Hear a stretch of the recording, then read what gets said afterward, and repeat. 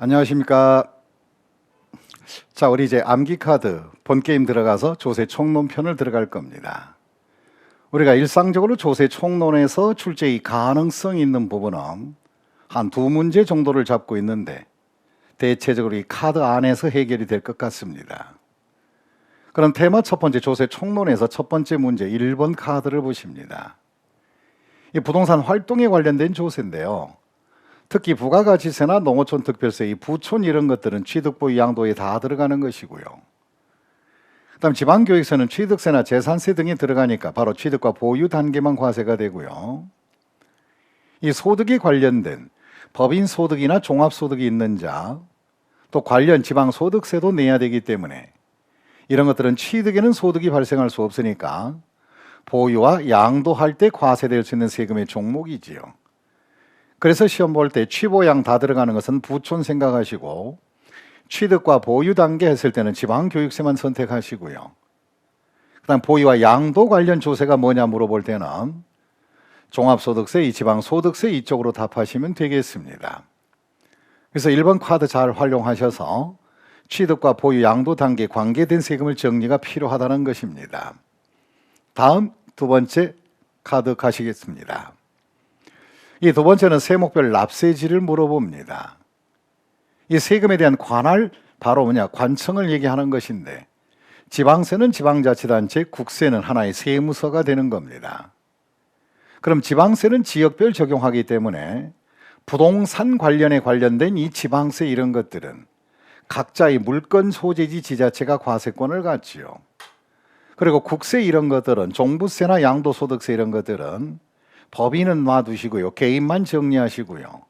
개인의 경우는 주소지나 거소지 관할 세무서가 되는 겁니다. 그래서 우리는 국세는 주소지 관할 세무서, 지방세는 물건지 관할 세무서로 가는데 유일하게 여기가 포인트가 됩니다. 이 지방세이면서도 지방소득세 같은 경우는 어느 지방이든 한 곳에서 전국을 취합하여 들어가야 되기 때문에 이 지방소득세는 항상 그 기준이 바로 거주자는 주소지나 거소지 관할 지자체가 된다는 거, 이것만 조심하시면 됩니다. 그럼 결론은 국세는 주소 세무서, 지방세는 물건으로 가는데 유일하게 지방소득세만 주소지 관할 지자체가 된다는 거, 여기에 포인트 힘을 실어 주셔야 합니다. 두 번째 납세의 질을 선별해 봤습니다. 그 다음에 이제 3번 카드에 대해서는 세목별의 납부 방법에 해당이 되죠. 이 세금이라 하는 것은 예측할 수 없는 것은 일반적으로 신고하여 납부하는 것들이고, 종부세 같이 공시가격을 기초로 하는 것들은 한마디로 종합부동산세 이런 것들은 고지징수가 원칙에 해당이 됩니다. 다른 말로 보통 징수한다. 근데 유일하게 고지징수하면서도 종부세는 유일하게 있는 것들이라 그래서 그들이 신고를 한다면 신고 납부로 선택이 가능하다는 것, 이것이 하나의 특징에 해당이 됩니다. 그리고 지방세인 재산세나 소방분 지역자원시설세는 고지징수에 의한 바로 신고 납부가 아니라 고지징수에 의한 것이고, 취등록세, 지방소득세, 소비세 이런 것들은 신고하여 납부하는 조세가 해당이 되죠. 그래서 납부 방법 중에서 선택 가능한 조세, 종부세는 고지징수가 원칙인데 신고 납부는 선택할 수 있다는 거, 여기에 3번의 카드의 포인트는 여기에 있다는 것입니다. 다음 카드 가시겠습니다. 우리가 가산세 이런 것인데, 그럼 가산세라 하는 것은 법적 의무를 이행하지 아니었을 때, 신고 또는 납부 의무를 이행하지 않았을 때이죠. 그래서 이런 가산세는 이따금씩 독자적으로 한 문제가 편성될 수도 있어요. 그래서 이와 같은 가산세는 첫째 무신고 같은 경우는 20 과소, 부정은 40이 되는 것이고요. 과소는 10으로 하고 부정 과소는 40, 초과 환급도 10하고 40 이렇게 가시면 됩니다. 그래서 무신고는 무두례, 과소신고는 소일언내, 환급은 환장한해 이렇게 가시고, 납부지연은 국세든 지방세든 일일 기준으로 일십만 분의 똘똘이 간다는 거, 요걸 참고하시면 됩니다. 그래서 이와 같이 무신고, 무두례, 과소신고, 과일만, 소일언내 이 정도 꼭 좀 기억해 주셔야 되겠습니다. 그 다음에 여기서 이제 가산세 중에서는 또 내용이 시험에 나올 수 있습니다. 그래서 암기 카드 5번째로 들어갑니다. 이 가산세는 원래 가산세가 부과되는 세액의 세목에 합쳐줍니다. 그럼 취득세가 100만 원이라면 가산세 30만 원이라면 취득세 130 이렇게 해달라는 겁니다. 근데 우리가 일부 세금에 대해서는 조세 특례 제한법에 따라 조세 감면이 있을 때는 본 세금만 감면하는 것이기 때문에 가산세까지는 추가 감면 대상은 아닙니다. 이거 포인트가 되겠고요. 또 우리가 아가 세금들, 농특세나 지방교육세는 신고는 부모가 애미가 잘못했기 때문에 아가 세금은 신고 불성실 가산세는 없고요. 그 대신에 납부 지연에 대한 가산세만 적용한다는 거. 그다음에 세 번째 지문은 신고를 놓치더라도 기한 후 신고는 할 수 있는데 6개월 이내 기한 후 신고한 사람들은 무신고 가산세를 소정의 무신고 가산세를 경감받을 수 있고요. 그다음에 신고는 했으나 과소 신고한 자가 신고 기간이 지나서 고지받기 전에 수정 신고했을 때는 2년 이내 수정한 사람들은 수정이 2년 들은 적 있죠. 수정이 2년 하게 되면 법소정 가산세를 경감받을 수 있습니다.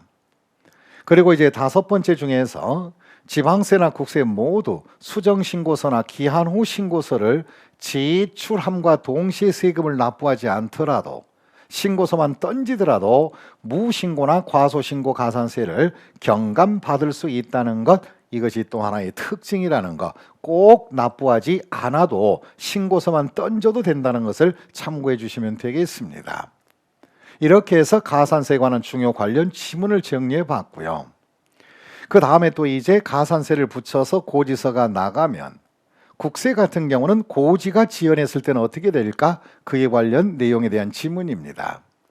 카드 6번 가보겠습니다. 이때 고지 지연 가산세는 어떤 것일까? 국세 고지서에 고지서 보낸데 세금을 납부기한까지 내지 않으면 그 고지서에 가산하에 징수하는 금액입니다. 그럼 7월 말까지 내라 고지서 보냈는데 안 냈을 때는 7월 말일자 기준으로 안 내면 3%에 대한 고지지연 가산세를 붙이게 되고요. 그 다음에 또 이제 또 안 냈을 때는 고지에 따른 납부지연 가산세는 하루 일당 계산해서 10만 원에 22원씩 바로 납부지연 가산세, 고지에 따른 납부지연 가산세를 적용합니다. 이때 적용 기간은 최대 5년까지 할 수 있는 것이고요. 하지만 여기에서 고지에 따른 납부지연 가산세의 국세는 바로 납부할 세액이 세목당 150만 원 미만이면 3%는 적용하는데 납부지연 가산세는 징수하지 않게 될 겁니다. 자, 정리해 봤고요. 그 다음에 이제 우리가 7번 커트의 카드를 보시면 지방세 고지에 따른 가산금 나와 있습니다.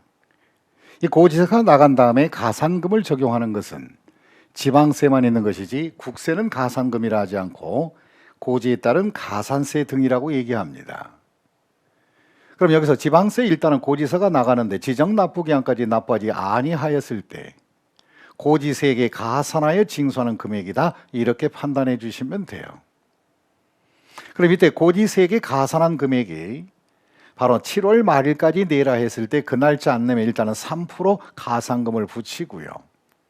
다시 또 7월 말일 이후에 재연체했을 때는 또 가산금이라고 해서 중가산금을 적용하고, 중가산금은 1월 기준으로 10,000분의 75원씩 카트를 하게 됩니다. 그럼 한 달 기준이니까 5년 채우려면 60월간 적용이 가능하고, 달수 계산함에 있어서 달수가 남는 짜투리 일수는 없는 것으로 하시면 됩니다. 그리고 또 지방세도 고지 지연에 따른 납부지연 가산금을 적용할 때, 즉 중가산금을 적용할 때 고지세액이 세목당 30만 원 미만인 경우는 중가산금을 적용하지 아니한다는 거, 요 30만 원 한 번 더 기억해 주셔야 합니다. 그 다음에도 우리가 8번째 카트 보겠습니다. 원래 정상적인 납부기한과는 별도로 납세 의무자가 조세 포탈 등의 가능성이 있을 때 미리미리 땡겨받아가는 걸 이걸 우리는 납기 전 징수라고 합니다. 그럼 통상적으로 납기 전 징수는 납세 의무자가 체납 처분을 받거나 그럴 때는 교부 청구해서 미리 땡겨받아가지요. 또 강제 집행이나 경매나 법인 해산했을 때, 조세 포탈의 가능성이 있을 때, 또 회사가 부도가 났을 때, 이런 경우, 그다음에 납세 관리인을 지정하지 않고 국내에 주소를 두지 아니하게 됐을 때, 이런 경우는 바로 납기 전 징수 사유에 해당이 된다. 그럼 미리미리 수금하겠다, 그 뜻입니다. 자, 이렇게 납기 전 징수를 한번 알아봤고요. 그 다음에 또 서류에 대한 송달을 알아봅니다. 근데 이번 시험에는 서류 송달은 이제 뭐 출제 가능성이 별로 없으니까 그냥 참고한다 생각하시고 읽어보시면 되겠습니다. 송달은 교부나 우편 등의 전자로 할 수 있고요.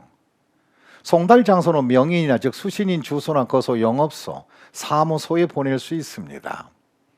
그 다음에 납세무자에게 전달이 어려울 때 교부나 또는 송달이 어려울 때는 공시 송달할 수 있고, 공시는 취질 공고한 날로부터 14일이 지나면 서류가 송달된 걸로 의지하지요. 그럼 공신 송달은 주소가 외국에 있어서 송달이 곤란하거나 주소나 영업소가 분명하지 아니하거나 바로 등기 등으로 송달을 하였는데 자꾸 반송이 되거나 세무 공무원이 2번 이상 찾아갔음에도 불구하고 송달받을 사람이 없을 때는 이렇게 바로 공시 송달할 수 있다는 겁니다. 그리고 서류가 송달이 되었을 때 송달 지연에 의한 송달이 지연되는 바람에 납부기 한은 연장받을 수 있어요. 이런 경우는 도달한 날로부터 14일이 지난 날을 납부기한으로 새로 잡아줍니다. 이렇게 지연에 의한 기한이 지나버리면 송달 지연이 되면 지연기간에 대한 가산세 이런 건 적용하지 않는 겁니다. 그럼 서류가 납부기한이 지난 후에 도달을 했을 때는 그 도달한 날부터 14일 날짜를 잡아주시고요. 또 서류가 도달한 날부터 국세는 14일, 지방세는 7일밖에 남지 않았을 때는 그 도달한 날로부터 14일까지 해서 연장 적용이 가능하다는 거, 이것이 바로 송달 지연에 대한 납부기한 연장. 특히 지방세는 7일인데 작년 시험에 10일 이내인 경우 이렇게 나와서 이것이 하나의 답이 되었던 사실도 있습니다. 그래서 필요한 서류 송달을 정리해 봤습니다. 그 다음에 또 우리가 이제 납세의무에 대한 성립을 알아봐야 됩니다. 이게 그동안의 출제 비중이 상당히 높았던 것이 납세의무에 이루어지는 날 성립의 시기라는 거죠. 그 중에서 몇 개를 추려보겠습니다. 특히 이제 하나하나 건건히 과세하지 않고 일정 기간 몰아서 하는 거, 특히 소득세, 양도소득세를 포함하여 부가가치세, 지방 소비세 이런 지방소득세 등은 건건히 세금 내는 것이 아니라 일정 기간 바로 모아서 내는 것이기 때문에 그 과세 기간이 끝날 때 한 방에 성립합니다. 그래서 특히 양도소득세는 양도할 때가 아니라 과세 기간이 끝날 때 성립한다는 걸 중요도로 알아두시고, 그 다음에 종부세나 재산세, 소방분, 지역자원시설세 이런 것들은 과세 기준일 6월 1일 현재로 성립하는 것이고, 그 다음에 인치세나 취등록세 이런 건 건건히 성립하시고, 또 아가세금들은 본세에 따라간다는 거, 특히 혹시 이런 것이 지문이 떨어졌을 때 틀리지 말으셔야 합니다. 또 수시부가 사유가 발생할 때는 그날이 하는 것이고, 그 다음에 혹시 이제 시험 문제에서 출제도가 높은 것 중 하나가 예정신고하는 양도소득세예요. 우리가 그냥 양도소득세는 과세기간이 끝날 때 성립하지만 예정신고는 싸게 빨리 땡겨 해버리자 그래서 과세표준이 발생한 달 말일에 성립합니다. 그는 4월 5일 날 팔았다면 4월 말일에 성립을 하고, 내는 것은 그 달로부터 2달이에요. 그래서 신고에 대한 것을 물어본 게 아니라 성립의 시기니까 달 말에 성립한다 이 소리입니다. 그리고 무신고 가산세는 법정 신고 기간이 지났거나 납부지연을 하루하루 커트한다는 것이고, 또 국세 고지지연 가산세는 바로 지정 납부 기간이 지나면 바로 3% 때리고요. 또 고지에 따른 납부지연은 하루하루 일수 따져가게 될 겁니다. 특히 시험 문제 포인트가 될 수 있는 거, 요 예정 신고하는 양도소득세는 납세의무가 언제 성립하느냐 이런 지문이 떨어졌을 때 이것은 틀려서는 절대 안 됩니다. 확실하게 챙겨주셔야 합니다. 그 다음에 11번째, 성립된 납세의무가 구체적으로 확정이 되어서 언젠가는 소멸할 수 있다는 거죠. 이게 납세의무의 소멸에 관한 내용입니다. 납세의무는 납부나 충당하면 납세의무는 소멸하는 것이고요. 그 다음에 성립된 조세가 법정 부과 취소가 되면은, 부과 취소가 돼버리면 역시 납세의무는 바로 없어지게 돼요. 안 내도 된다 이거죠. 그 다음에 과세권의 행사기간인 제척기간이 만료했을 때 납세의무는 소멸하고요. 그 다음에 징수권 소멸 시효가 완성돼도, 이 소멸 시효는 기본이 5년인데요. 가산세를 제외한 5억 이상의 국세나 5천만 원 이상의 지방세는 소멸 시효를 10년간 적용합니다. 그리고 이런 시효에 대한 기간을 계산할 때 바로 한마디로 분할 납부 기간이나 유예 기간들 정지 기간을 제외하고 날짜 따지시고요.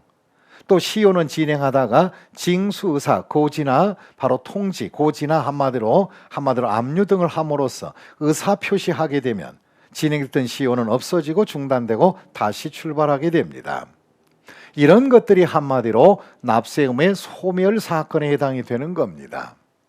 그럼에도 불구하고 혹시 시험 지문에 납세 의무자가 사망하거나 법인이 합병당하면 어떻게 되느냐 이렇게 물어봤을 때는 이건 납세 의무의 소멸이 아니라, 사망이나 합병의 경우는 소멸이 아니라 한마디로 그 사망은 상속인에게, 합병은 합병법인에게 납세 의무가 승계되는 것이지 납세 의무 소멸과는 전혀 관계가 없다는 것, 이 또한 주지해 주시기 부탁을 드리겠습니다. 그 다음에 이제 12번째 부가 제척 기간에 대해서 과세권의 행사 기간을 말합니다. 이 과세권의 행사 기간은 일반적으로 상속 증여세만 바로 사기 부정이나 바로 무신고까지 포함해 15년이 되겠고요. 나머지 기타는 10년입니다.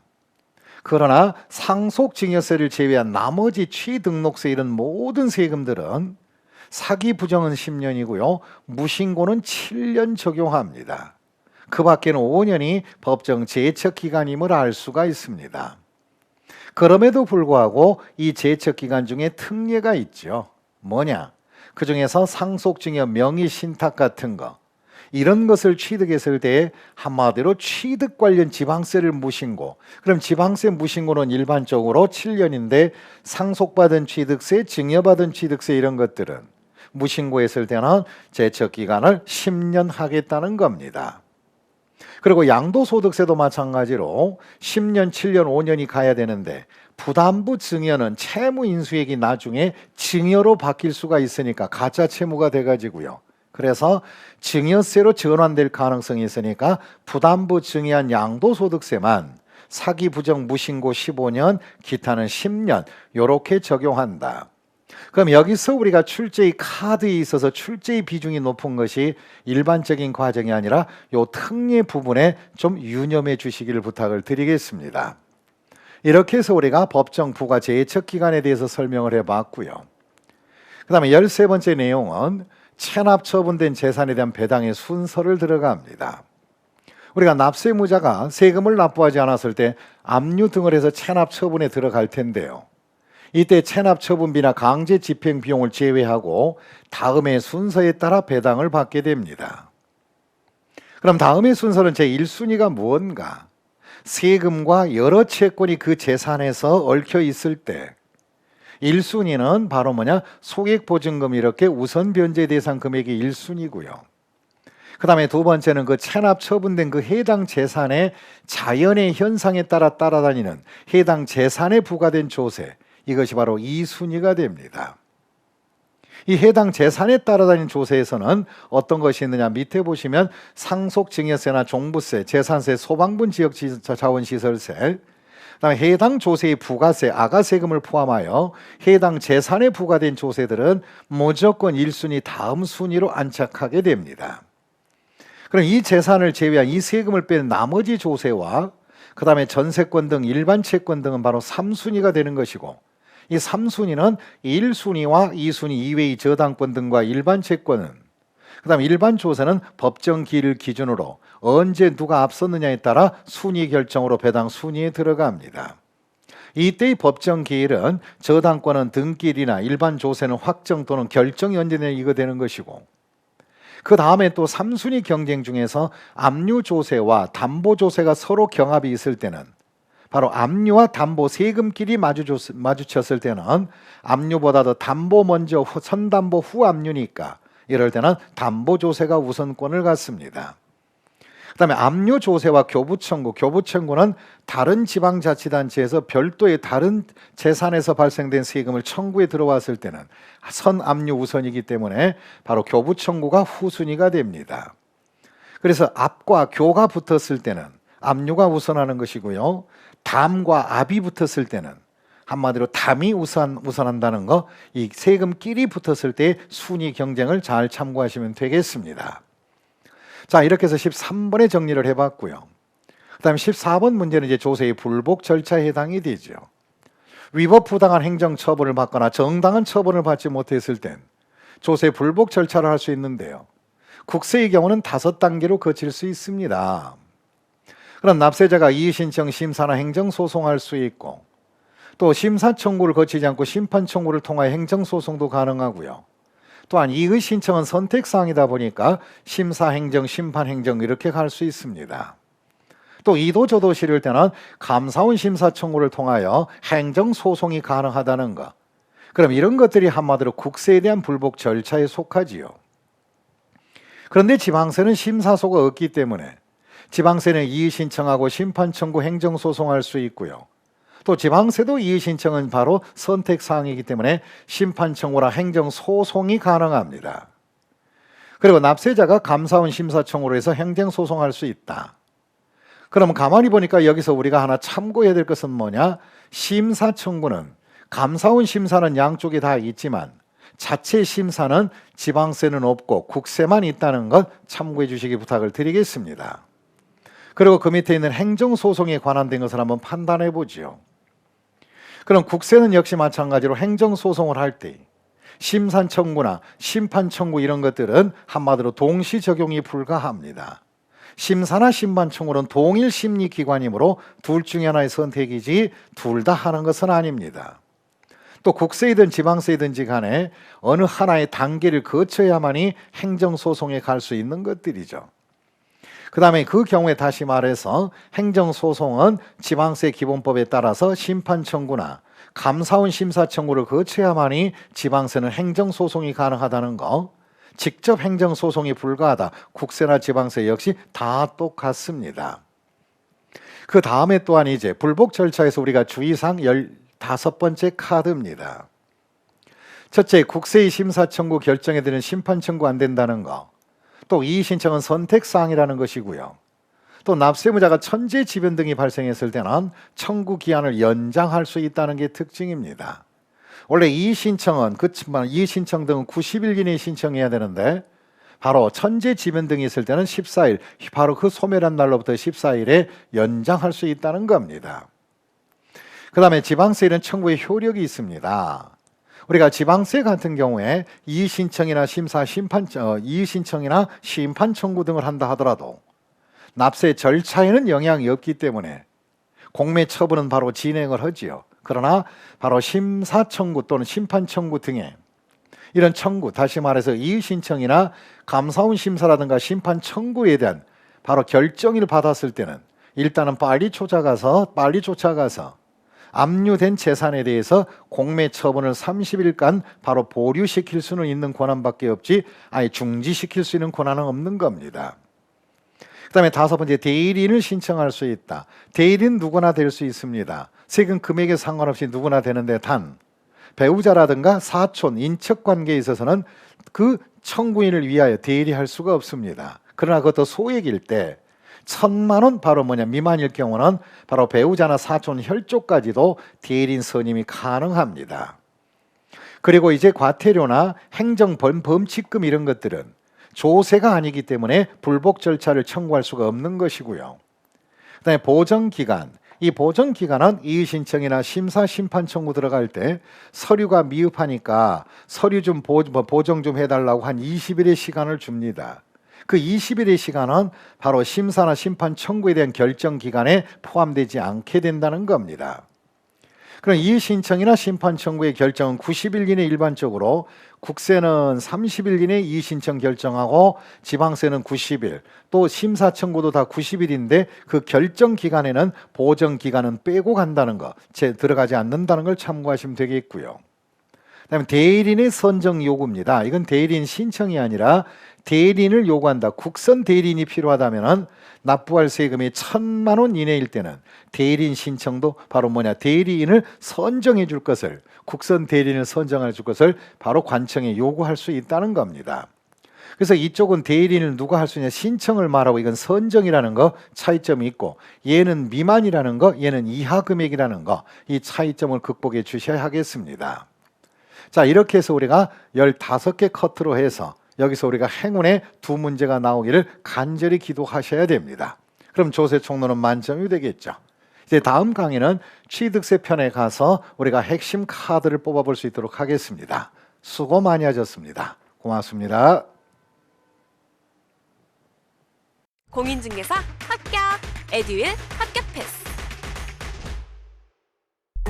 에듀윌 공인중개사 합격은 에듀윌 합격 패스. 학계론도 민법도 에듀윌 합격 패스. 중개사법 공시법도 에듀윌 합격 후 공법사법